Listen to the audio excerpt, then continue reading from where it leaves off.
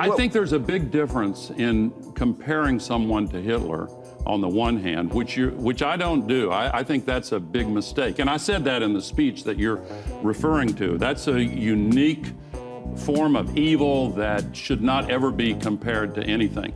But we are not living up to our responsibility to our Constitution if we don't remain alert to warning signs that we know from history, not only from the Third Reich, but from a whole series of strongman dictators. When they start trying to tell people what to think, when they start trying to expand their power so that they push the Congress around, push the judiciary around, and try to consolidate dictatorship, the first steps on that road are ones that we should see as warning signs. I guarantee that the side of the country that voted for Trump, they hear Nazi and they just go, oh, you're calling us Nazis?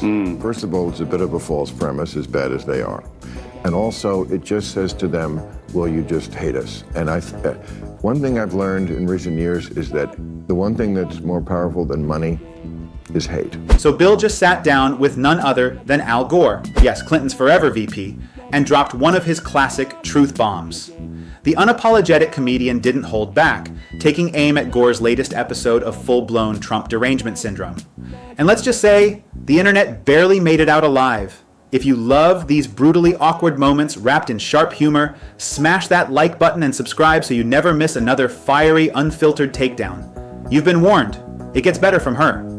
We've already seen, by the way, how populist authoritarian leaders have used migrants as scapegoats and have fanned the fires of xenophobia to fuel their own rise to power. And power seeking is what this is all about. Our Constitution, written by our founders, is intended to protect us against a threat identical to Donald Trump. I played that clip to give you some context for Bill Maher's latest verbal takedown, a moment that perfectly showcased how completely out of touch the modern left has become. Despite being handed a brutal electoral reality check, they still haven't learned their lesson. After years of demonizing Trump and losing pivotal elections because of it, the left remains addicted to casting him as the ultimate villain in their endless political soap opera. And just days after Maher delivered that fiery monologue, Al Gore walked straight into the lion's den, Bill Maher's show, armed with the same recycled talking points. But instead of applause, he was hit with a harsh dose of truth. Maher didn't coddle him. He didn't tiptoe around the rhetoric. He confronted him directly, exposing the empty playbook, because eventually, someone on the left has to say it. Enough with the fear-mongering. If you want to win, try leading with real ideas for a change. I see and hear over and over again the assertion of complete inaccuracies that Ukraine is responsible for starting the war with Russia. There's so many of them, and they keep asserting these things, expecting us to believe that the climate crisis is a hoax invented by the Chinese, that windmills cause cancer, that coal is clean, and they try to assert with the force of power their own special version of alternative facts. Al Gore, bless his heart, clearly hadn't gotten the memo. He must have thought he was stepping onto the Bill Maher show circa 2005, the version powered by liberal applause lines and straight-up DNC talking points. But Maher's platform has evolved, much to the dismay of the progressive echo chamber. It's no longer a safe haven for spoon-fed leftist propaganda and political nostalgia. So, Gore did what any out-of-touch legacy politician would do. He launched into a tired monologue packed with the usual anti-Trump cliches: climate change panic, check. The classic Trump's windmills cause cancer bit, double check. And yes, because no progressive rant is complete without it, he dropped the Nazi comparison, because apparently subtlety is now completely off the table. Gore expected Maher to nod in agreement like a loyal MSNBC host. Instead, he got hit with a sharp, televised reality check. Maher didn't just disagree, he looked like he was mentally rolling his eyes into another galaxy. While Gore clung to outdated scripts, Maher delivered hard truths, the kind that made both sides squirm in their seats. I guarantee that the side of the country that voted for Trump, they hear Nazi and they just go, oh, you're calling us Nazis? First of all, it's a bit of a false premise, as bad as they are. And also, it just says to them, will you just hate us? And one thing I've learned in recent years is that the one thing that's more powerful than money is hate. Bill Maher didn't hold back. He called out Al Gore right there on live television, cutting straight through the sanctimonious noise with his trademark bluntness. Maher stared Gore in the eye and made one thing crystal clear. The golden age of media-manufactured Trump hysteria is over. The days when shouting fascist could shut down a debate, long gone. He reminded Gore that millions of Americans didn't vote for Trump because they're Nazis or fascists. They voted because they're exhausted, sick of being sneered at by smug elites pushing condescending narratives. Maher didn't sugarcoat it. Labeling half the country as monsters isn't just dishonest, it's intellectually lazy. Worse, it's political suicide. His core message? You don't win hearts or change minds by calling your opponents evil. You widen the divide and lose the plot entirely.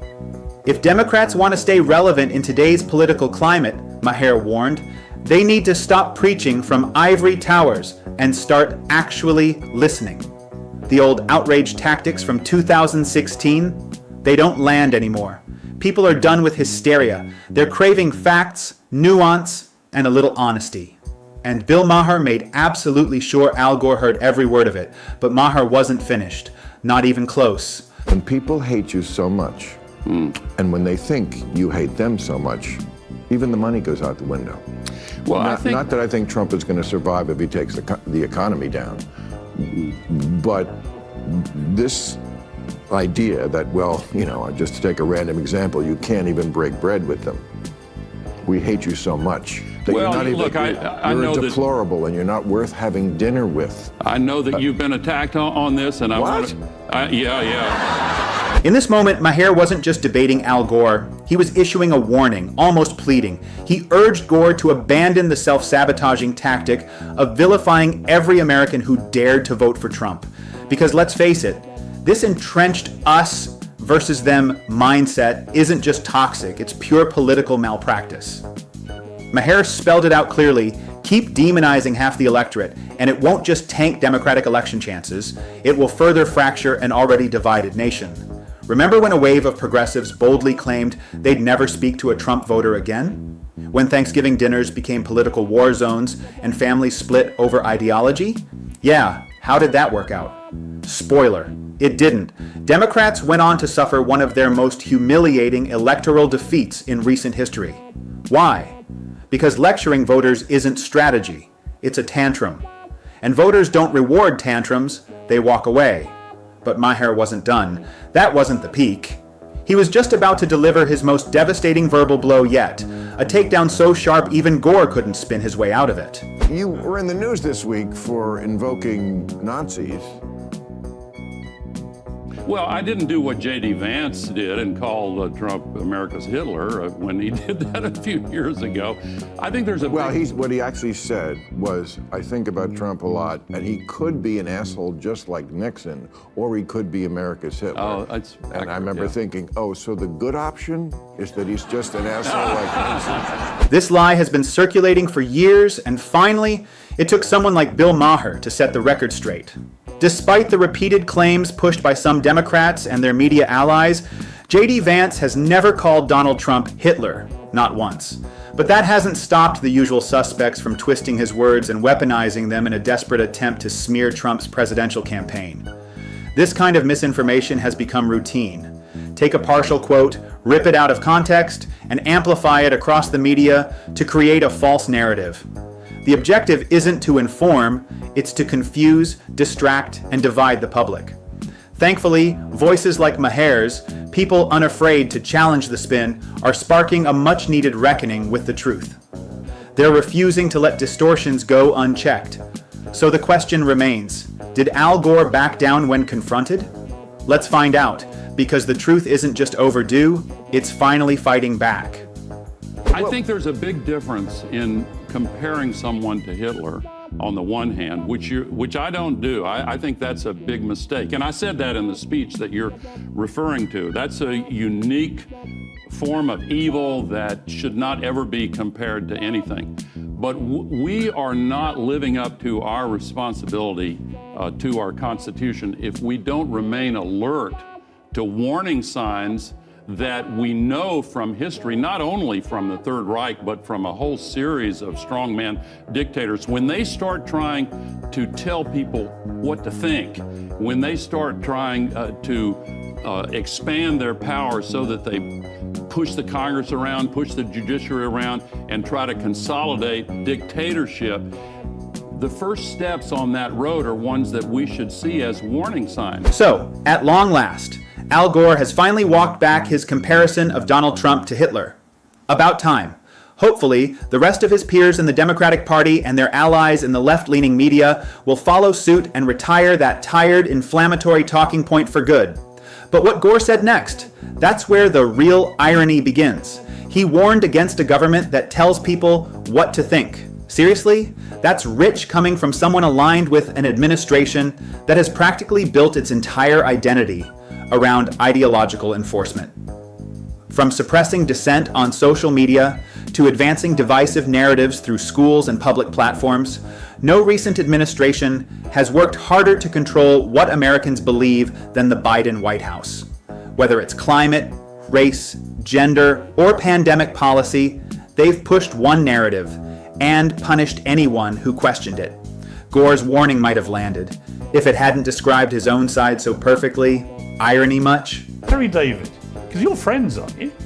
Were you friends? Are you yes, friends? of course. I mean, this wasn't, my favorite moment of our friendship, but, look, I don't want to get in too much into that, but I think the minute you play the Hitler card, That's what I think. you've lost the argument. Yes.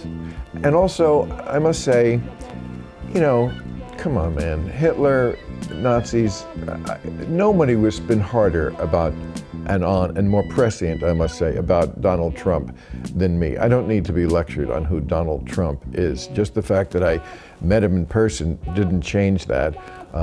And the fact that I reported honestly is not a sin either. But, to use the Hitler thing, first of all, I just think it's kind of insulting to 6 million dead Jews. Bill Maher didn't even spare his longtime friend Larry David when he crossed the line. When Larry jumped on the bandwagon and lazily compared Donald Trump to Hitler, Maher didn't let it slide, not even for a second. He called him out directly, saying he'd completely lost the plot. Maher wasn't furious, he was disappointed.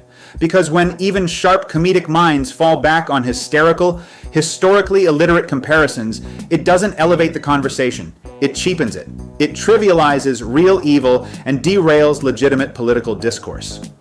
Maher reminded Larry, and everyone watching, that calling Trump Hitler doesn't make you insightful. It makes you sound unhinged. These kinds of lazy comparisons are intellectual shortcuts that alienate reasonable voters and weaken valid critiques. If everything is fascism, then nothing is.